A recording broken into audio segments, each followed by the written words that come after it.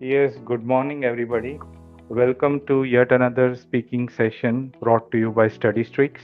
I am Anand Shemrudkar, your Study Streaks coach, IELTS, PTE, GRE, GMAT, TOEFL, and Skills for English. So, let us begin. Today, we are going to discuss how we will tackle the IELTS speaking. We have Daksh, who is joining us from Brandon, Canada, and he will be taking the role of a candidate.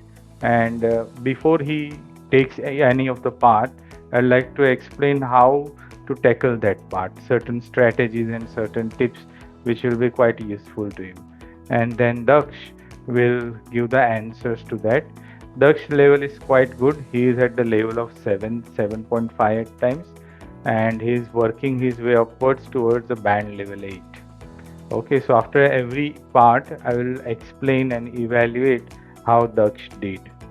So without further ado, let us dive deep into this.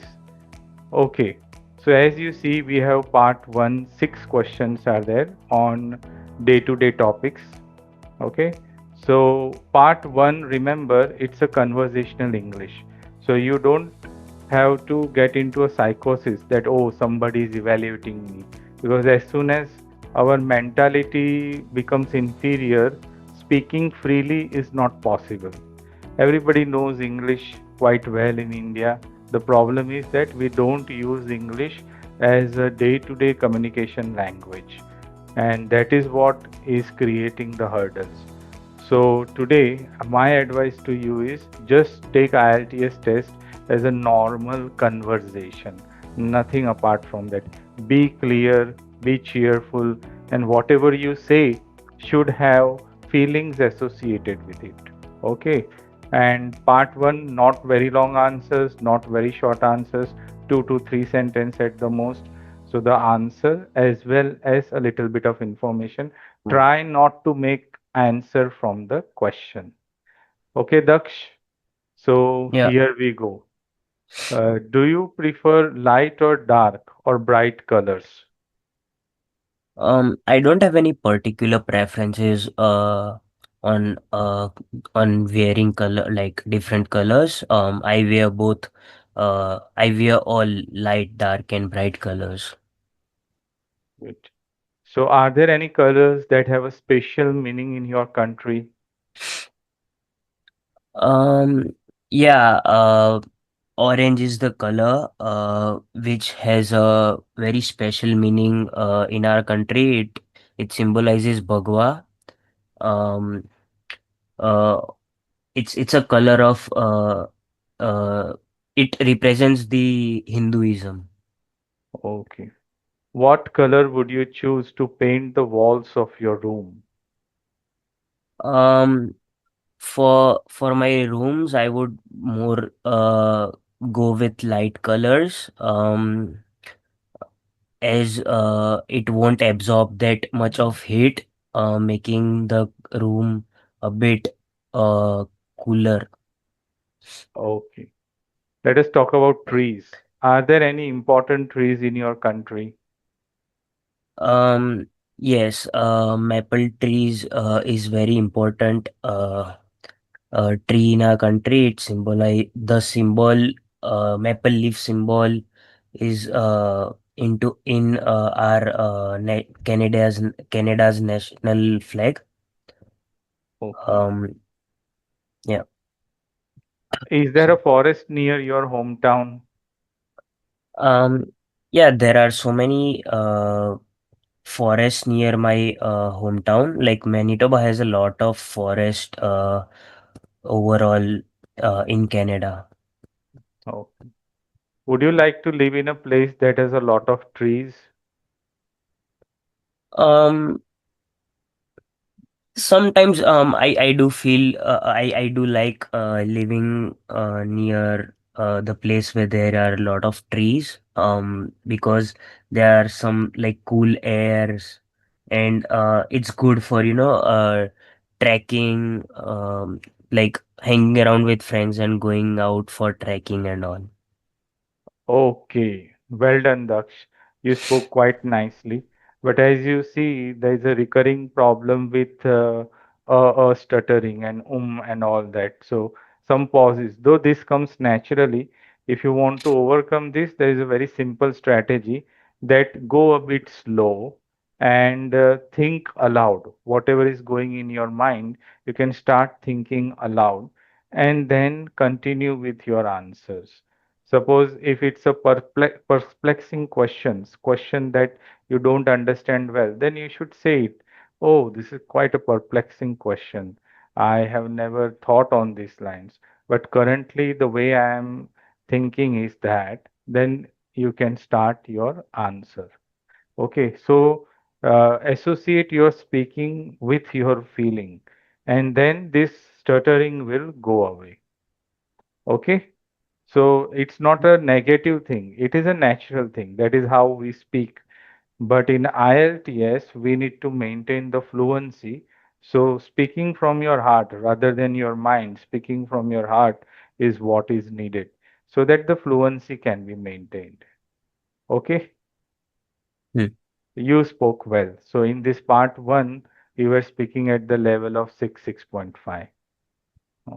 So now let us move on to part two. As you know, part two is individual long term, and here you will be allowed 1 minute's time to prepare about this topic, and then you have to speak on this topic for about 2 minutes.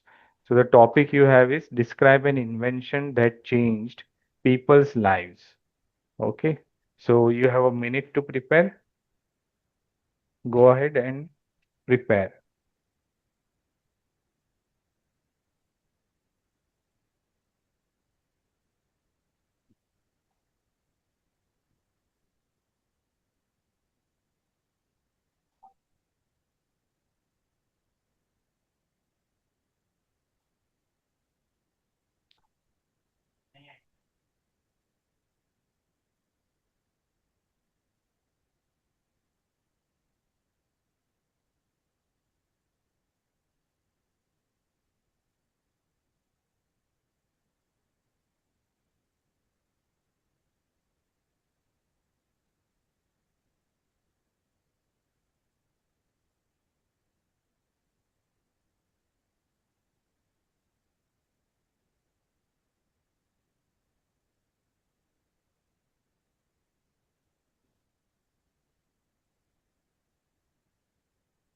Yes, Daksh.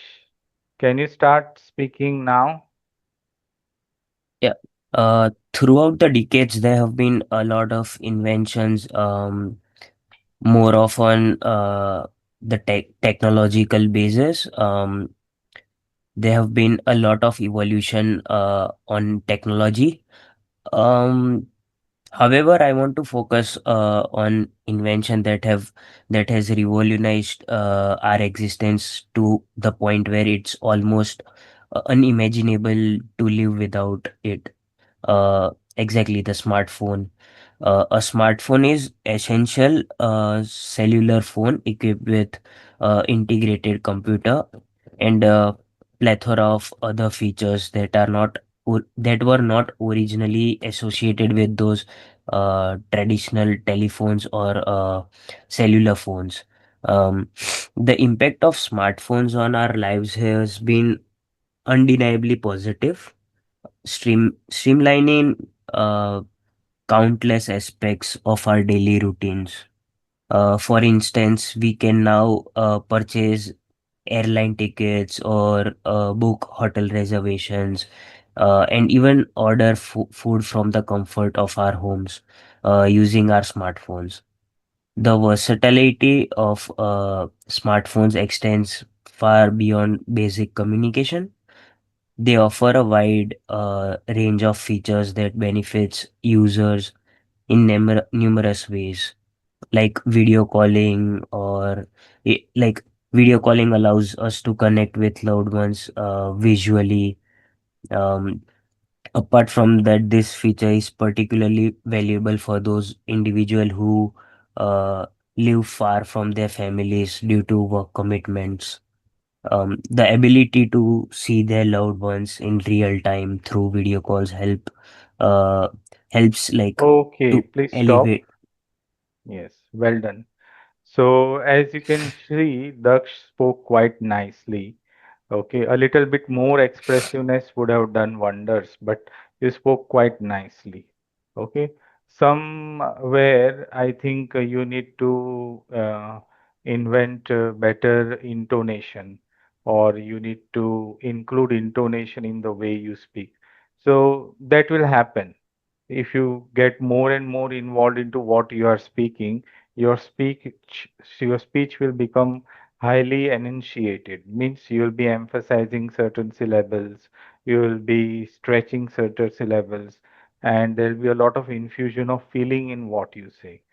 So that will add wonders to the part two topic, right? So part two is all about storytelling, how you use the points, develop it to integrate in your story. You did well. You almost covered all the points, right? And you still had a lot of material to go ahead. Okay, so now we will move on to part three, right? So part three will be a two-way discussion. These are the follow-up questions, right? And in the real exam, you will not get to see either part one or part three questions. But this is a learning video, so we are showing it to you. Okay, so the questions will be based on what you have already spoken in the part two Q card round, but the questions could be a little bit different also. Related to that, it's up to the examiner how and what kind of complex language he wants the candidate to produce. So in part three, our explanation, our answer should be about 50 seconds. So we have to go in depth as well as be able to generalize. And we should be able to put together a lot of complex language in the terms of conditional language, cause effect, future conditionals. Okay. And that will show the examiner that you have a good command of the language. So Daksh, are you ready? Yeah. Okay, let us start. How do colors influence human emotions and behavior in different settings, such as homes or workplaces? Colors significantly influence human emotions and behavior across different settings. Like warm colors like red, orange, and yellow tend to evoke energy, excitement, and even aggression, while cool colors like blue, green, white, purple are associated with calmness or relaxation and peace. This influence extends to various environments from like uh, interior designing or your particular clothing sense, etc. Okay. So why might people prefer certain colors in bedrooms but different ones in offices? Um, as I said, every color has their own influences. Like some colors are symbol of peace, while some colors replicate excitement, energy, or calmness or relaxation. And that's the reason I feel people have different choices over different places. Mm, yes. Can color psychology play a role in improving productivity or mental well-being? Definitely, yes. I feel, a- a- as I said, like, um, every color has different symbols. It symbolizes different strength or energy. For an example, like red symbolizes it's is associated with passion, energy, or urgency. So that's the way. Like if you see like white color, it is a symbol of peace. So I Yes. feel like uh yeah. Okay. In what ways can urban design incorporate natural elements like trees to improve the quality of life? Yes.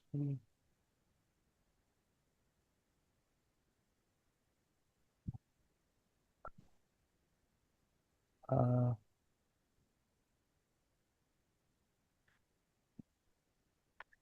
Think aloud. Don't take such a long pause, or the examiner will be I forced to ask couldn't you get the. the question, to be honest. So, urban design, the way cities are designed, urban Huh. design, and how Hmm. can we incorporate natural elements, trees, to improve the quality of life?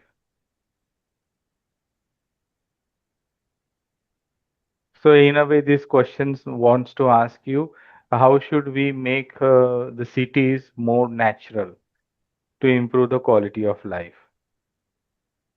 Um, People can take volunteer efforts, planting trees around their backyards or front yards. Apart from that, government could take some necessary steps like using those unused or wastelands to plant trees, um, and that sort of type could help the urban design. Yes. So, should city planners prioritize green space in modern urban environments? Definitely, I feel like cities should plan and prioritize planting trees and all for in this modern environment, because there are so many vehicles and many gadgets that pollutes the air and environment, and it's equally necessary to take some measures for the future. Yes. How might trees and greenery impact air quality, mental health, or community interaction?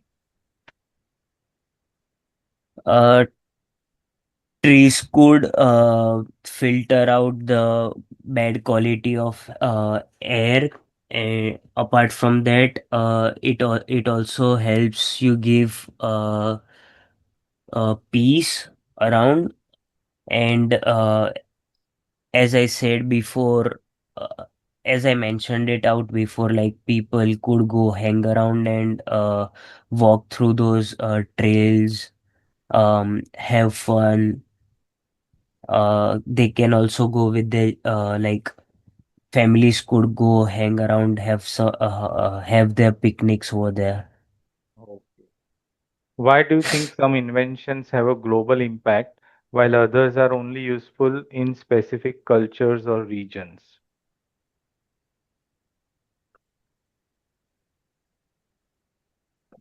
Um, some inventions like mobile phones or refrigerators and all have a large global impact, while there there might be very less inventions or gadgets that are just useful for a specific cultures or religion.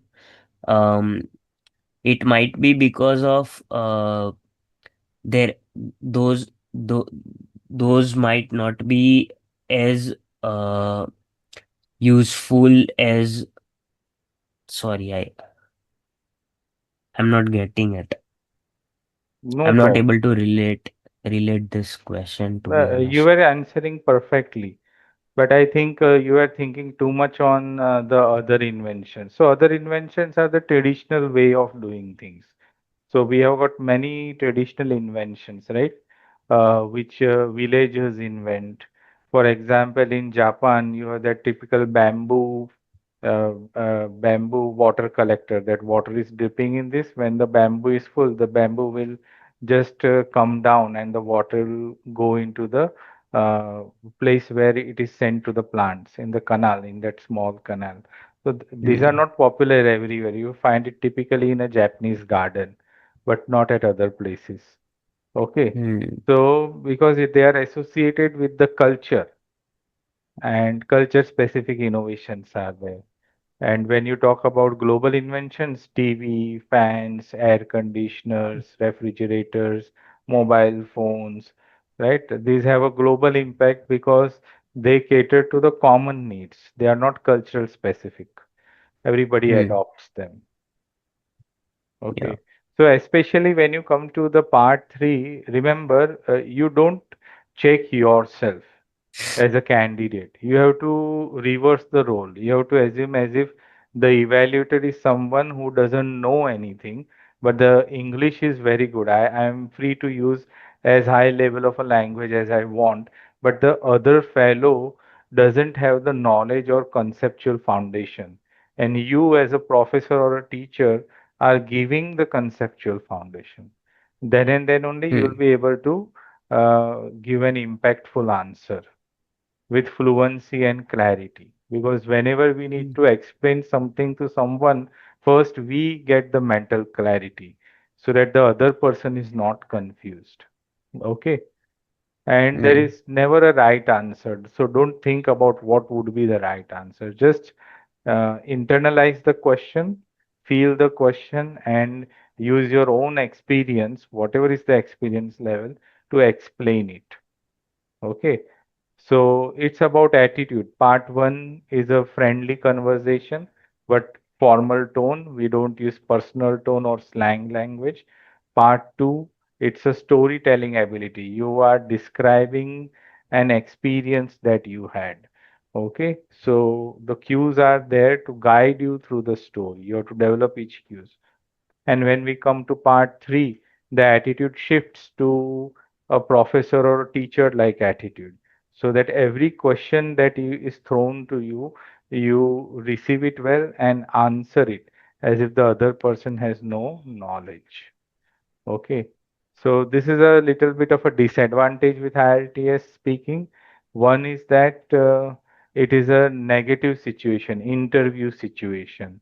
So interview is part of a selection process. So already there are criteria which are set for rejection or a low score, and there are criteria which are set for a high score. But we can't do anything about it because that is the way the test is designed. The second negative aspect with the speaking part is that most of the students take it as an oral test and they feel as if every question needs to have a right or correct answer. But that is not being assessed. You are being assessed on oral fluency, coherence, and then lexical resources, then grammatical range and accuracy, and the fourth parameter is pronunciation. Okay, so it's all about the way you speak. Get it? Hmm.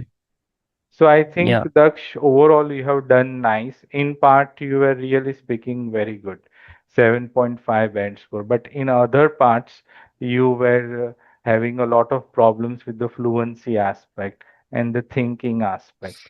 But I think this can be easily overcome. What you have to do is you have to constantly be in a frame of mind where, as we have discussed earlier, use sub vocalization, thinking in English of various situations and all that, and then giving your answers in your mind so that when it comes to the real situation, you have a lot of material and you will be able to produce a very good, cohesive, comprehensive language. Okay. Hmm. Yeah.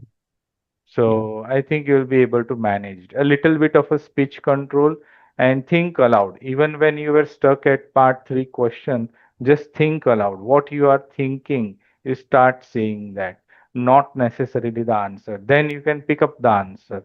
As you are saying this, you can pick up the answer. Are you getting it? Yeah.